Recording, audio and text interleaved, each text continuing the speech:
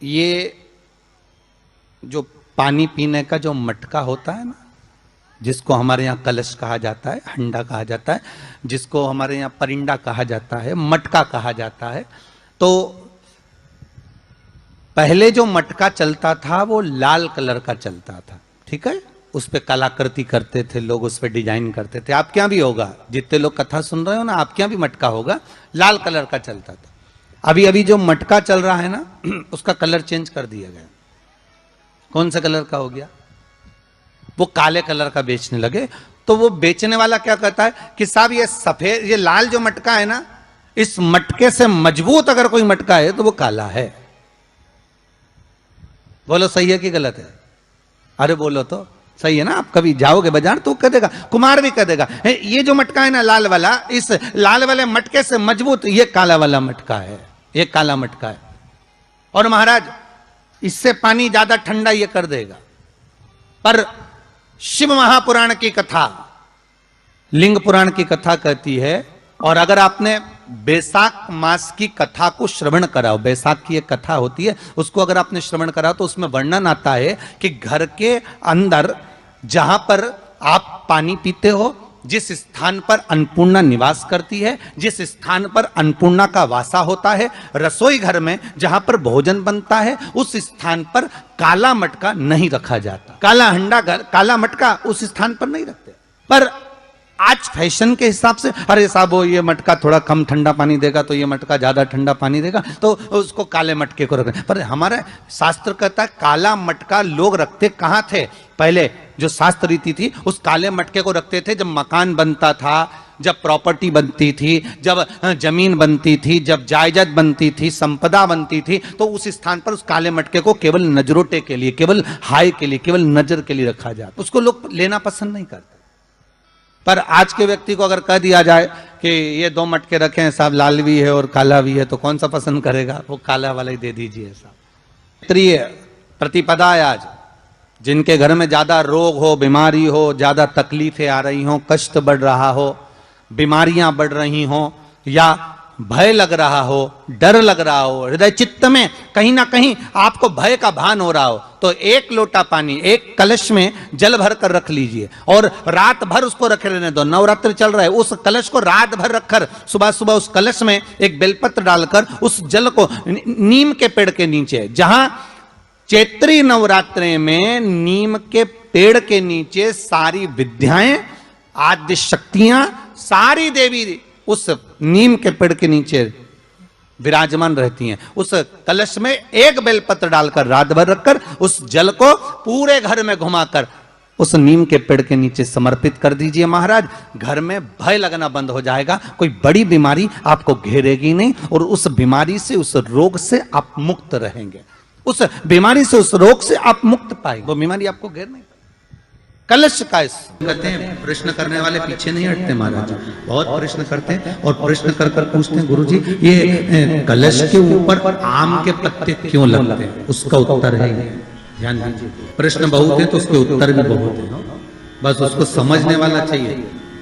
और आप लोगों को तो आज बहुत बहुत भगवान ने कृपा करी है, जो आप पहले दिन ही कलश स्थापना होती है और पहले दिन ही आपको ये ज्ञान हो जाए कि बच्चे पूछे कि कलश क्यों रखा जाता है, कलश के ऊपर आम के पत्ते क्यों लगाए जाते हैं, कलश के ऊपर नारियल क्यों रखा जाता है, कलश के ऊपर 9 बार मोली क्यों बांधी जाती है, मोली मतलब लच्छा नाड़ा 9 बार क्यों लपेटा जाता है नारियल के ऊपर, कलश के ऊपर जब रखता है। कलश के ऊपर जब जब श्रीफल रखाता है, नारियल रखाता है, तो उस पर 5 बार 7 बार मोली नहीं लपेटी जाएगी, तो 9 ही बार लपेटी जाएगी। 5 या 7 बार लपेटते हैं तो कहते हैं कि लक्ष्मी की छिन्नता होती है, और वो 9 बार लपेटी जाती है तो भरपूर लक्ष्मी का भंडार भरती। क्यों क्यों कहते हो? आम के पल्लव।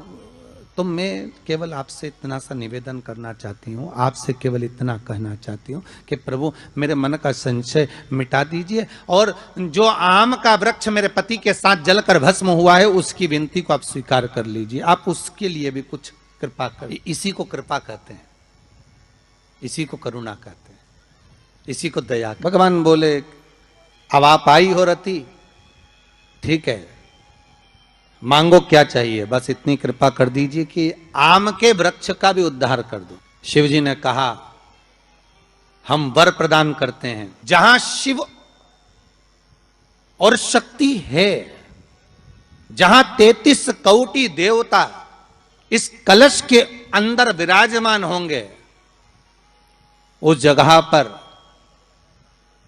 स्वयं कंठ पर जहां पर मेरा निवास होगा, उस जगह पर ये आम के पल्लव अमृत के तुल्य माने जाएंगे और इनका निवास हमारे ही हाथ में, हमारे ही हस्त कमल में विराजमान होगा। हमारे ही कितना सुंदर है महाराज जी।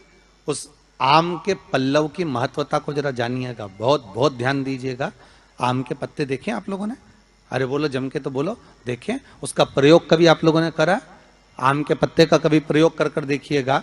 अभी तो नवरात्रि चल रही है, नवरात्रे में जब 5वां दिन नवरात्रे का रहे, चैत्री नवरात्रे का 5वां दिन रहे, और मान लो कि आपके घर में किसी बच्चे की, लड़के की या लड़की का या मंगल विवाह नहीं हो रहा हो, या शादी नहीं हो रही हो, या उस लड़के लड़की के लिए बहुत प्रयास कर लिया आपने और उसकी शादी हो ही नहीं रही, अथक प्रयास आपने कर लिया और उसका मंगल विवाह नहीं हो रहा, तो ये देवी भागवत में स्पष्ट कहा गया, देवी भागवत में वर्णन किया गया है, देवी भागवत में वर्णित किया गया, और देवी भागवत में कहा गया कि आम का जो पत्ते होते हैं, आम का जो पत्ता होता है, आम का जो पल्लव होता है, उस आम के पत्ते पर हल्दी और सिंदूर, इन दोनों से स्वस्तिक का निर्माण किया जाए। देवी भागवत का संवाद है, बहुत ध्यान देना महाराज। जिन कन्याओं का विवाह ना हो पंचमी के दिन, नवरात्रे की कोई सी भी पंचमी,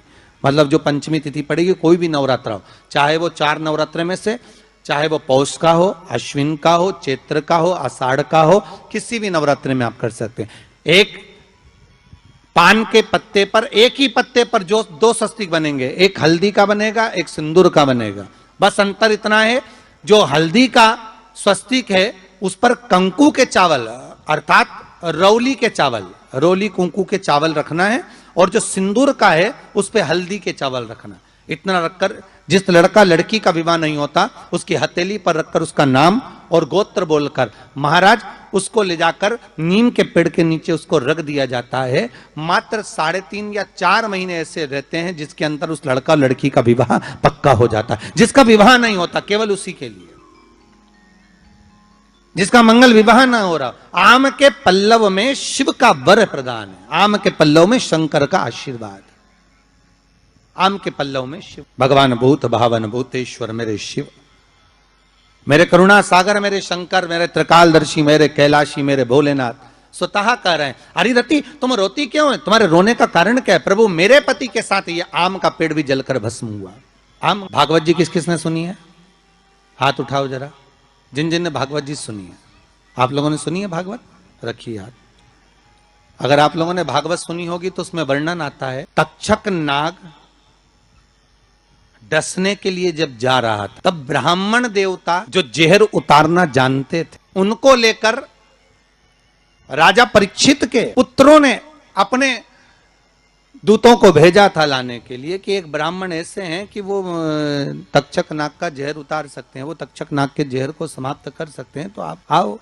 और वो तक्षक नाग का जहर उतारने वाले उस ब्राह्मण को लेकर जा रहे थे, तो सर्प ने विचार करा, तक्षक नाग ने कि बताओ ये तो गजब का काम कर रहा, अगर ये ब्राह्मण पहुंच गया तो ये ब्राह्मण तो सर्प का जहर उतार देगा। तो सांप तक्षक नाग को ये चिंता लग गई कि मेरे को ही डसना है और मेरे जहर ये उतार देगा, और डसने भी एक ही बार है और मरना चाहिए परीक्षित को श्राप लगा, अब करूं तो करूं क्या? तो सर्प ने विचार करा कि मैं एक रूप रख कर जाता हूं और इस ब्राह्मण की परीक्षा लेता। सर्प रूप रख कर गया। भागवत आप लोगों ने श्रवण करी होगी। तो जब तक्षक रूप रख कर गया और उस ब्राह्मण के पास में जाकर पूछा कि ब्राह्मण देवता ये बताओ कि आप कहां जा रहे हो? तो ब्राह्मण बोला आपको नहीं मालूम, राजा परीक्षित को सांप डसने वाला है तक्षक नाग, और मैं जहर उतारना जानता हूं। अच्छा, आप जहर उतार दोगे? हाँ। तो किस लिए जा रहे हो? जहर उतारने के लिए। तो जहर उतारने क्यों जा रहे हो? तो कहा राजा है राजा, जब राजा का जहर उतारेंगे तो मुद्रा भी कितनी मिलेगी, आपको मालूम नहीं है क्या? अच्छा, ब्राह्मण देवता इसलिए जा रहे हो? हाँ। पर उसको तो किसी संत ने श्राप दिया। अरे तो श्राप संत ने दिया है, हम ब्राह्मण हैं, हमारा कर्म है किसी को बचाना, तो हम तो बचाएंगे। आप में इतनी सामर्थ्यता है कि आप तक्षक नाग का जहर उतार दो। अरे तक्षक नाग आकर अगर मेरे सामने खड़ा हो जाए और किसी को डस ले तो यह पक्का है कि मैं जहर उतार सकता हूं। अच्छा, तो इतने में तक्षक नाग सामने बिल्कुल प्रकट हो गया और तक्षक नाग प्रकट होकर बोला, बता ब्राह्मण किसको डसूं मैं? ब्राह्मण ने कह दिया तुम्हारी मर्जी पड़े उसको डसो। सामने एक पेड़ था, उस पेड़ को ब्राह्मण ने, उस तक्षक नाग ने डस लिया। अब तक्षक नाग ने उस पेड़ को डसा और डसने के बाद में वो पेड़ पूरा जल गया। अब पेड़ तो जल गया, पर ब्राह्मण जो था जिसको परीक्षा देना थी, वो ब्राह्मण को यह नहीं मालूम था कि इस पेड़ पर एक संत बैठकर साधना कर रहा था, तपस्या कर रहा था। और जब वो पेड़ जला तो वो संत भी जल गया। अब जब संत जल गया, ब्राह्मण ने हाहाकार की आवाज जब सुनी तो आंखों में जल भर गया। आखिर हुआ क्या?